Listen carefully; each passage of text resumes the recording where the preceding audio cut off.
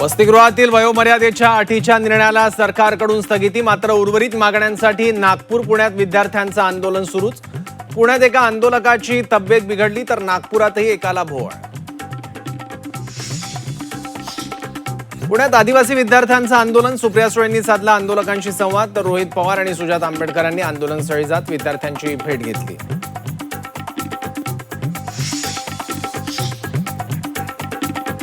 लोकसभेचे विरोधी पक्षनेते राहुल गांधींचं मुख्यमंत्री देवेंद्र फडणवीसांना पत्र, आंदोलक आदिवासी विद्यार्थ्यांची तातडीनं भेट घेऊन समस्या सोडवण्याची विनंती, वसतिगृहाच्या दुरावस्थेसह वैद्यकीय तपासण्यांवरही आक्षेप।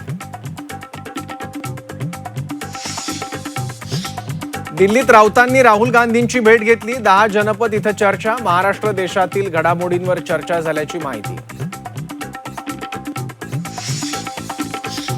मुख्यमंत्री फडणवीसांची भाजपच्या संसदीय समितीत एंट्री होणार असल्याची चर्चा, फडणवीसांच्या एंट्रीला संघाचाही पाठिंबा, सूत्रांची माहिती। दिल्लीत फडणवीसांची पॉवर वाढणार।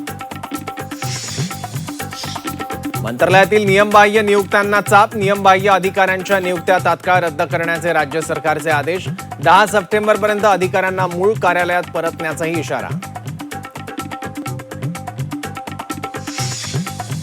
एमपीएससी पेपरफुटीचा प्रश्न राज ठाकरेंच्या दरबारी, परीक्षार्थींनी शिवतीर्थवर जाऊन घेतली राज ठाकरेंची भेट, पेपरफुटीच्या मुद्द्यावर राज ठाकरे मुख्यमंत्री फडणवीसांशी चर्चा करणार, देशपांडेंची माहिती।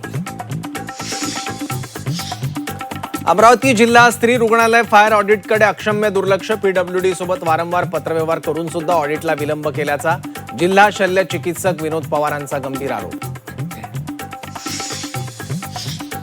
पुढचे 2 महिने साखर दरात तेजी कायम राहणार, आयात केलेली साखर बाजारात यायला दिवाळी उजाडण्याची शक्यता, तर उर्वरित हंगामात चांगला पाऊस न पडल्यास दराचा भडका उडणार।